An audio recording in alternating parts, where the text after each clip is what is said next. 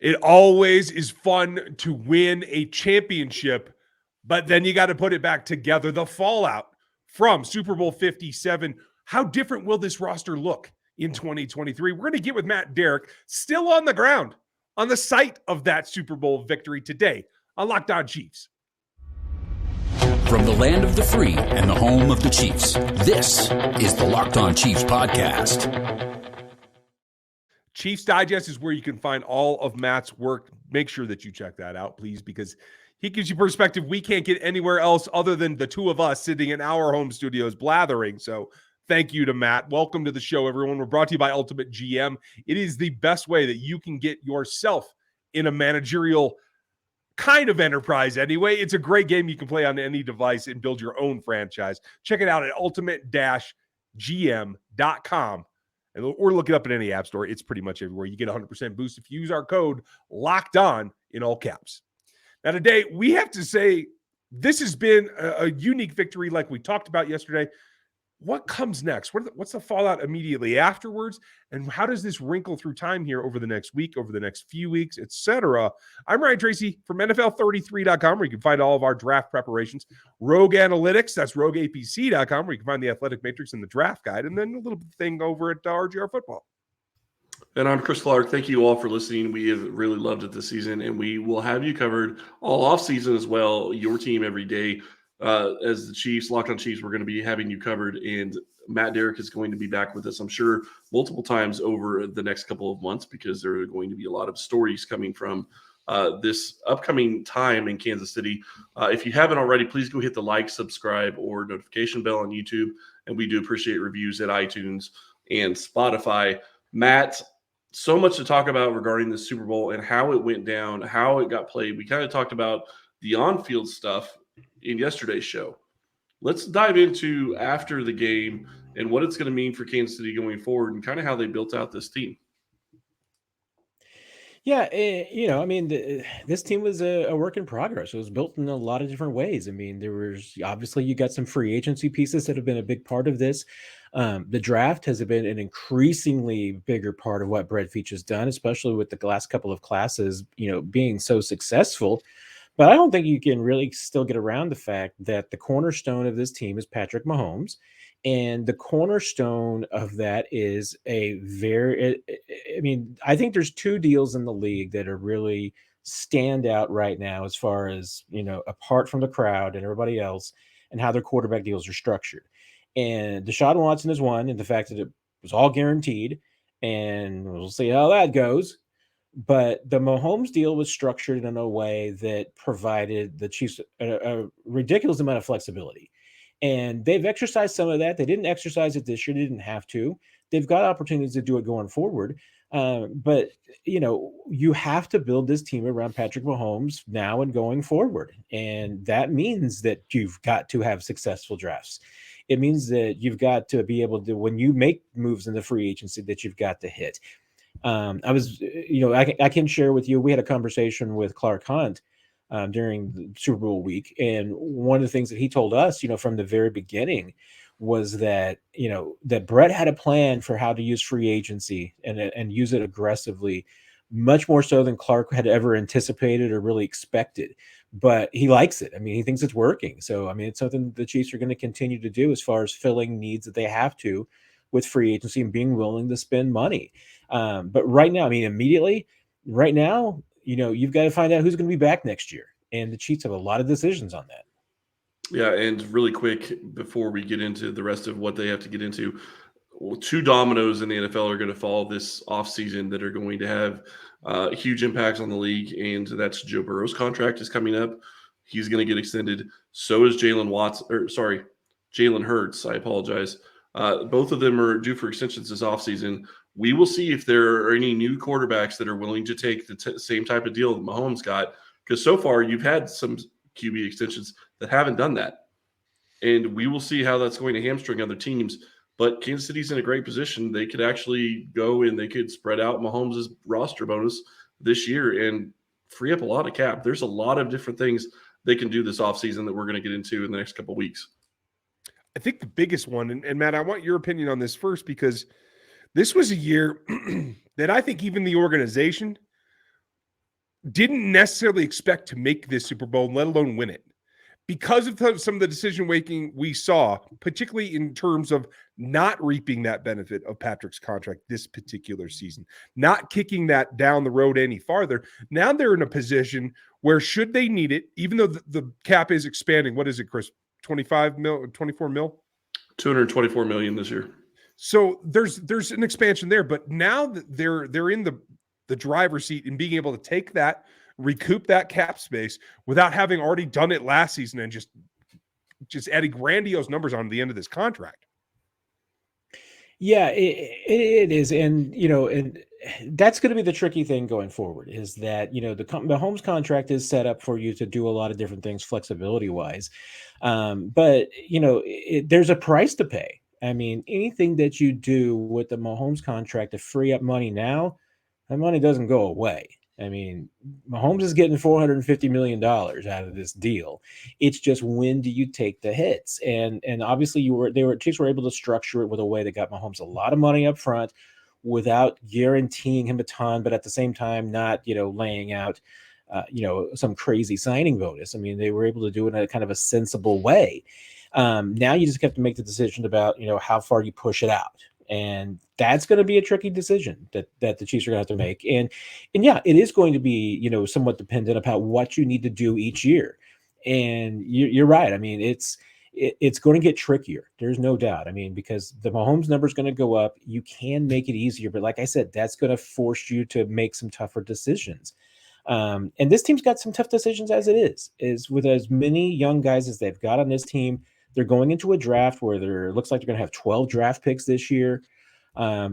Said last year, there's no way, 10 guys make this team as rookies. Well, they did. I have a hard time seeing it happen again. We'll see. But, at least it gives them the currency to play with and to move around, which is what Brad Veach loves to do. Yeah, and it also gives them the currency to be able to go do whatever they want to do in the draft, which is in Kansas City this year. I think that's going to be a lot of fun. And maybe they're going to go move up and go get a guy. With 12 draft picks, you have the ability to go up and actually go after somebody if you want them and make a big move in this draft. I'm not saying they're going to, but it's an option for them. The other thing, and just to throw this out there so we're clear, Mahomes has this roster bonus that's due, I think, the third day of the league year. I believe it's $37 million. And what would happen is they're going to pay him regardless. He's going to get that money. It's all going to come due, and he's going to get paid that. The cash may be a little bit spread out. It may not be all due on that day, but that doesn't really matter. What matters is if they decide they can turn it into a signing bonus, which then they can prorate over the next 5 years, which would drastically reduce his salary cap number. I just want to point that out for new listeners, because that is a huge key, and that is something that they could do to create a lot of extra salary cap. And they don't have to do the whole number; they can do part of it. I mean, Absolutely, there's a lot of options that they've got. Yeah, and it was fantastic design by Brett Veach to be able to do this. And Mahomes looked at it and said, "Okay, yeah, this gives me the opportunity to help build a team around me." And you saw what he was able to do with all the rookies that played this year, and played a lot of snaps. I mean, you look at the rookie class, and one of the guys we didn't even talk about yesterday, and I think needs a little bit more praise, and we can get talking about him later. Leo Chanel played a pivotal role in that game. He had some big stops, and I'm not going to say that they don't win the game without him, but I will say that for a guy that didn't play all season, for him to be able to have the game he had in the Super Bowl was phenomenal. Shows preparation, shows will, and that's exactly what this organization needs. Well, and it looks like Brett Veach did the right job. It's like he's the ultimate GM. It is like he's the ultimate GM. Thank you, Ryan. That is a great segue into talking about our friends over at Ultimate GM. I really enjoyed this game. If you like the off-season type of stuff where you look at the cap and you look at players and all of that, today's episode is brought to you by Ultimate Football GM. You've heard us talk about this mobile game app, and I can't tell you how much fun I had competing against my fellow Locked On hosts. Chris Carter of Locked On Steelers was our Locked On NFL champion. I did come in third, so I enjoyed it a lot too, and kind of had fun beating other players, getting a little bit of an extra bonus there as well. Now it's your turn to compete, but more on that later. If you've ever dreamed of becoming an NFL GM and managing a football franchise, this is your dream come true, and this game is definitely for you. You'll manage every strategic aspect of your team, play through seasons, and lead your team to glory trying to build a dynasty. With Ultimate Football GM, you're responsible for controlling the destiny of your franchise by hiring the right coaches and coordinators, trading players, navigating your franchise through free agency and the draft, and all the ups and downs of a season. I really enjoyed this part of it because not only do you deal with the ups and downs of the draft and free agency, but you deal with injuries during the season. If players get injured or they get suspended, you have to go pick up new players, which means that you need to worry about your salary cap all the way throughout the year, which is what teams have to do. It gives you a phenomenal look into what GMs have to do in the complete picture. I've really enjoyed this game. All of this in the challenging and realistic game world. Ultimate Football GM is completely free and playable offline. Play on the go as you want or when you want to. Locked On Chiefs listeners get 100% free boost to their franchise when using promo code Locked On, all caps, in the game store. That's Locked On in all caps. So make sure you check it out today. To download the game, just visit ultimate-gm.com or look it up on the app stores. That's ultimate-gm.com. Ultimate Football GM. Start your dynasty today.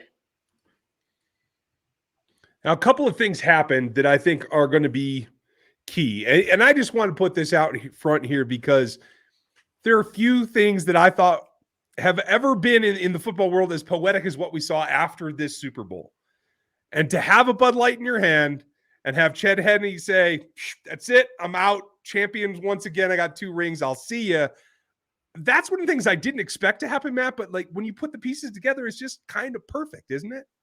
Oh yeah, it didn't surprise me at all. Chad's talked a lot about watching his kids growing up and everything and missing a little bit of it. He's going to be 38.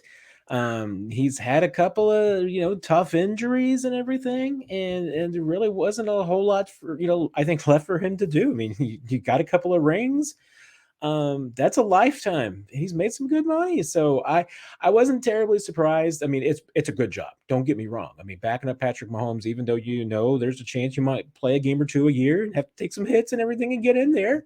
Other than that, hey, holding the clipboard and winning 14 games a year and having a chance to win a Super Bowl is a pretty good gig too. So you hate to give it up. But yeah, it didn't terribly surprise me that Chad made that decision because, I think he was definitely ready to move on and spend more time with his kids. Makes sense. I have to wonder, do the Chiefs look for another veteran to bring in, even if it's going to be maybe a third string guy or a practice squad type guy, just for the film study and everything that Chad brought to the table that doesn't even get talked about or appreciated by anybody really. That is something that Henney did on a regular basis. Is he was always prepared, always willing to help Mahomes in any way he possibly could. And that is huge in today's game, just to be able to have a guy that can help you and look at it from a different perspective. Yeah, I mean, the first thing, you look for in a backup quarterback is a guy who can come in and win games. That's first.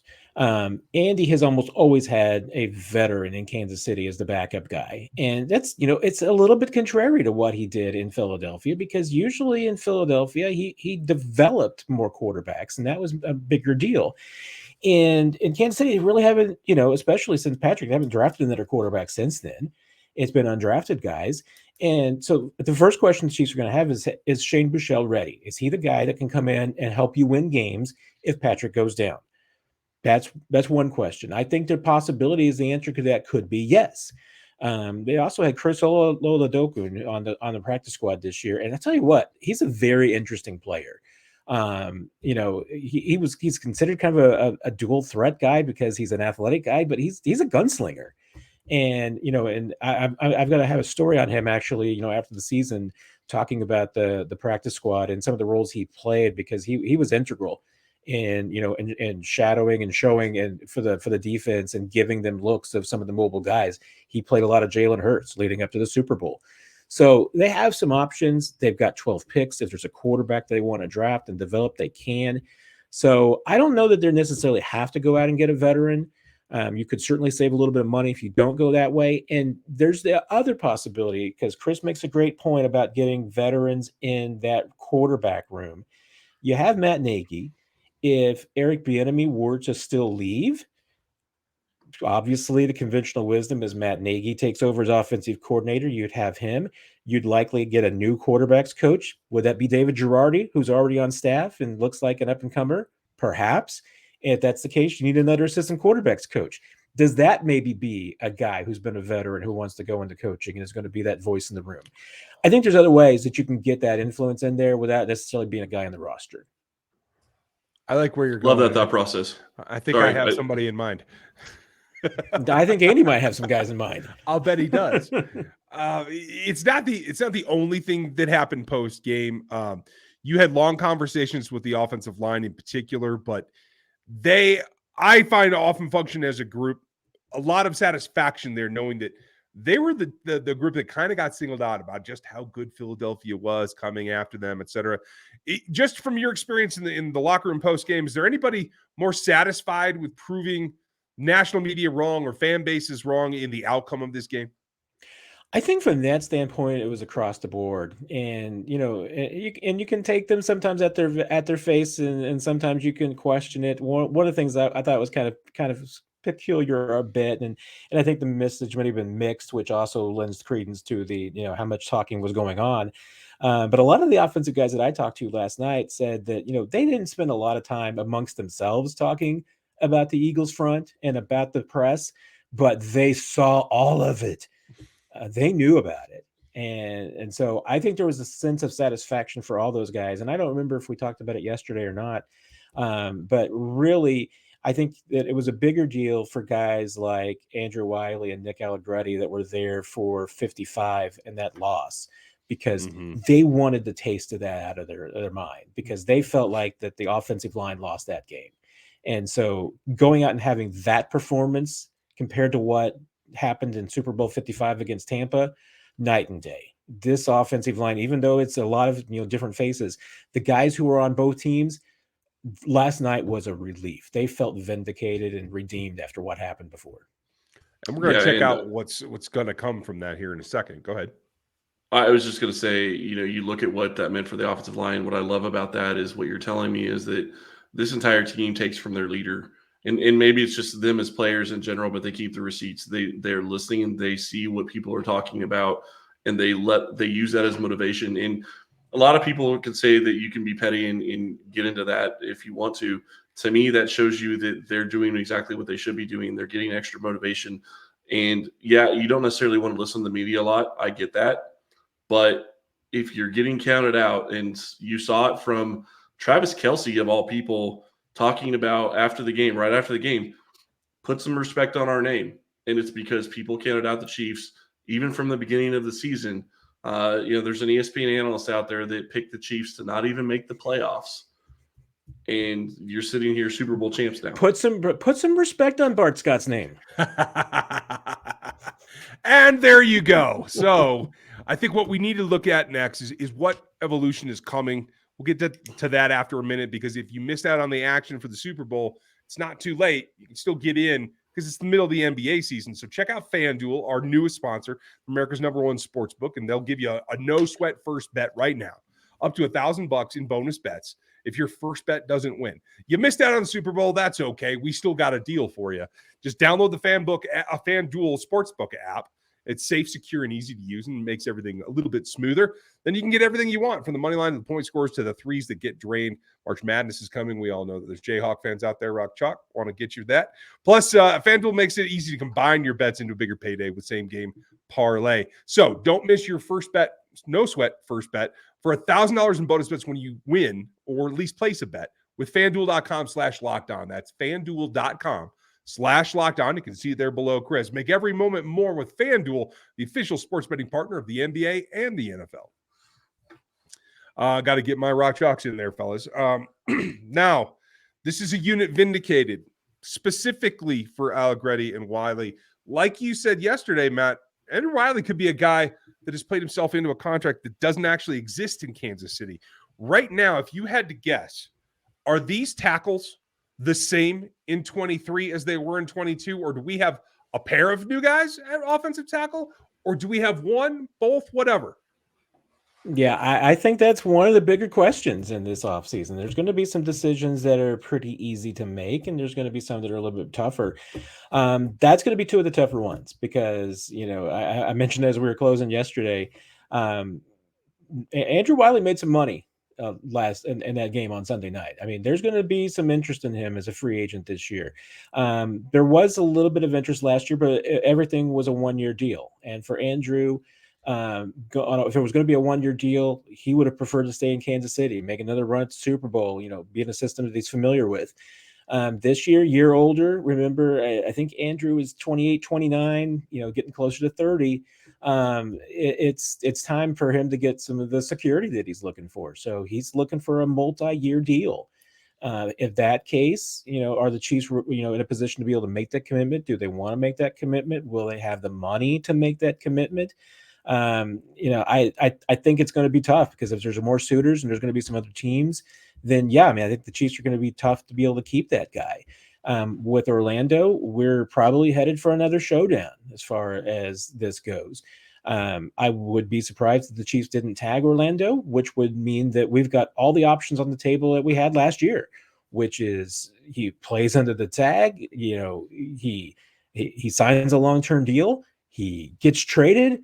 I mean, that's pretty much, Ryan, you can think of any others? I mean, that's 3 I've got. So you could choose not to sign and sit out. That's the worst case scenario, right? Yeah, that's the what are you thinking scenario. I would agree. 4 is bad. 4 is bad for everybody. And I would think that 5 would be that the Chiefs don't re-sign him, which I don't see being an option, and just letting him walk. I don't see that as an option. Technically, it is possible to really see that happening. Yeah. Right. Yeah. But that's the other possibility. But you start talking about what this offseason is going to mean. You start talking about the tackles. That's a great question, Ryan. I think that's going to be phenomenal to watch over the next couple of weeks, how they build out this roster. But one of the guys that I think is an unsung hero that isn't being talked about enough, there are some people out there talking about him, but the job Brett Veach did this year, and really the planning he started years ago when this Mahomes deal took place, phenomenal. There's nothing short of phenomenal. He deserves to be in Executive of the Year conversations because of what he was able to get done and what he's able to do. I mean, you look at this roster, and they went out and drafted 12 rookies. They had 10 that played, or they had 10 that were active for that game. 9 of them played. 9 of them played a lot of snaps, whether it's special teams or playing actually offense or defense. It doesn't matter. They played a lot of snaps. And then you start and think that he's got another 11 picks this year. You look at his draft class from a couple of years ago. You got Nick Bolton, you got Creed Humphrey, you got Trey Smith. Those are cornerstones that you can build this team around. Phenomenal job by him. And to go out and figure that he could go and add another 11 or 12 rookies this year, don't know where they'd fit, but that's a question that he's got to get answered. And quite the other part of it that we are not taking into account, and I said this yesterday on the show, special teams helped win this game for Kansas City, and it was so bad early in the season. But you look at why it was so bad. Tobe lost so many of his core special teams guys going into this year. They finally had a chance to get to a point where they had enough experience that it paid off in the end, and it helped them win the Super Bowl. Yeah, and I told you guys all along, wait. It's going to get better. It's going to get better. And I think that's only going to get better next year, when these guys have more experience and everything. And I think another, kind of underrated part of Brett's decision-making process, and some of the decisions that he's made, are the deals you don't make. Because there were a lot of, hey, I get it. Robert Quinn was in the Super Bowl this year. Would Robert Quinn have made this team significantly better with the resources that you would have had to give him and give up for him? No. I would rather have Carlos Dunlap, because I got Carlos Dunlap in a ring. Didn't Quinn only have like 10 snaps last night and didn't do anything? It wasn't a significant factor. So, to me, those are the decisions that, pay off. And it's also, one of the things that Brett Veach said when he got the job was that, one of the most important decisions on your rookies is deciding that if you're going to re-sign them, you re-sign them after year 3. If they go into year 4, you're going to let them walk. And the exception to that is, hey, if you're going to be able to come back on like a 1-year prove-it deal. DeMarcus Robinson stuck around. Andrew Wiley came back this year. So there are exceptions to that. But, looking at all the players, that Brett has let walk after, that didn't get a deal after done in year 3, it's been a lot of guys. But, Chris Jones, they kept. Traveris Ward might be the only guy that you'd say, hey, could you have kept him? But I look at the production that they got from those defensive backs that they picked up this year, and looking at the money that you gave up, and then you're getting a compensation pick for Ward too. I mean, that's a smart calculation. I mean, that's the a smart move. So, Brett has let a lot of guys walk, and that I can't really point to any one of them right now and say that's been a bad decision. I think that those have generally been good moves. And even the one, there's two moves that I know that fans would point to and say, hey, well, maybe you just spent too money there and you gave up too many resources, and it's been a problem. The Frank Clark and Sammy Watkins. Well, those guys have 3 Super Bowl rings between them. And Frank Clark was an important piece of both of those runs. So to me, I know Brett Veach does not look at that Frank Clark deal and feel like it was a bad deal at all, because I think they got their money's worth for it. And I think that's justifiable. I think the next question is along similar lines, and it is McCole Hardman, and a guy who last night made a very, I felt, heartfelt plea to get that word to Brett Veach that he wants to return, and that's Juju Smith-Schuster. I think he's earned that. Am I alone in that, Matt? No, you are not. And I can say that there's definitely mutual interest from both sides in Juju returning next year. And I think there's better than even chance that it happens. It seems to be something that Juju really likes it in Kansas City, loves the offense, obviously has been successful.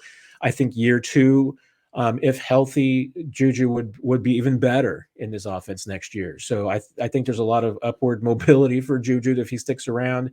The Chiefs are going to have some money. Right now it doesn't. If you look at the numbers on some of the sites, say, hey, maybe around $11-12 million in cap space, for the aforementioned reasons that we talked about. I mean, there's a couple of easy moves that the Chiefs could make to free up a ton of cash. So that's not going to be a problem. It's just going to be, whether or not that you can get a deal done that both sides are happy with. And with Juju, I mean, the tricky part is that I think there's going to be some other suitors, but will the Chiefs have to match or overpay to keep him? We'll see if that Super Bowl, dynasty discount ever starts kicking in. Well, I'm glad you bring that up, because that's the key for me when you start looking at how this is going to play out for him. And I think they have about, what I saw was, I think, $7 million for next year, which is a little bit lower than what you would think, but it's because of all the different incentives that got hit by different players. But you have guys that are on numbers that are just not sustainable. Frank Clark's at almost $29 million. There's no way that ends up being his salary cap number if he's still here. And if they release him, that frees up, I think, $21 million. Chris Jones is also right at $28 million. Joe Tooney's at 22. Those are a lot of different guys that you could go and do extensions with. I think Tooney has shown that you could probably go give him a couple more years on his deal, and you're still going to get value out of that. He had played phenomenal, I think, the entire season, and I think he's a very important piece on this line. The thing that I keep coming back to, and I want to say one more thing about Juju, but the thing I keep coming back to about this roster is you look at what Veach did after Super Bowl 55. He turned over the entire offensive line in one season. And now in year 2, he basically turned over wide receiver and the cornerback room. You only have, 2 players still here, McCall Hardman and L'Jarius Sneed. Those are the 2 guys that you have in those rooms left. And you start talking about Juju. The question with Juju is, I went and looked at this the other day because somebody was asking the question about it. Is he willing to accept a deal that's like $15 million a year? Because right now he's paid, I think, right around the 25th best. That would put him about 25th best wide receiver in the NFL. If he wants that $20-25 million a year, I don't see that happening in Kansas City. If he's willing to give him a discount and play for championships, and quite honestly, he could go in and do phenomenal things with Mahomes. And he's another guy that I think could do a world of difference being in this with this training staff the entire offseason if he's able to work out an extension. I think that it can really help his body and help him get better in a better place. And he could be helping them contend for years to come. Yeah, and the Chiefs are going to have a couple of decisions to make on some guys who are, have one-ups in their contracts and whether or not they're going to bring them back. The other thing that to me that to think about also is, a year ago at this time, you mentioned, Chris, about rebuilding the offensive line after Super Bowl 55. Last year, there was a lot of talk about how, okay, it's time to blow up this defensive line and rebuild it. And Brett really hesitated to hit that button, and part of it was that he was circling this year. Now, they were able to do something last year they didn't expect, which they weren't expecting necessarily to be able to get an edge rusher. They weren't expecting to get George Karlaftis in the first round.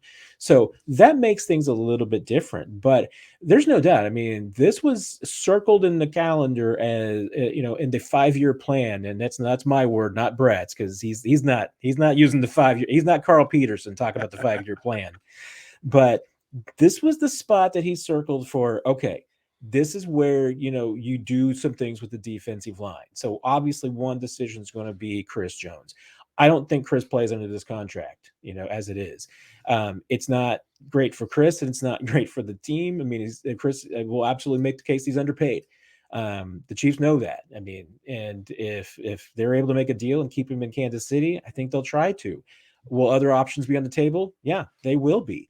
But, Frank Clark had a rejuvenation year. He's getting up there. He was even talking about it last night, that he knows he doesn't have. I think Andy Reid said, Frank's got 5 or 6 years left in him. And Frank was like, no, I don't. He knows that. So this was the year talking about targeting another edge, another starter, whether that was in free agency, draft, whatever. So that's the plan. I mean, the Chiefs are going to be looking for a more permanent solution. And if some of those guys like, hey, Frank Clark, I think, may stick around. If there's a deal to be made at a cheaper rate, I think there's an absolute possibility that he's still here. There's some other guys. But there's no doubt. I mean, there's going to be another piece to the foundation in that line laid this year. There's going to have to be. And we're going to get to that as we get to celebrating this team.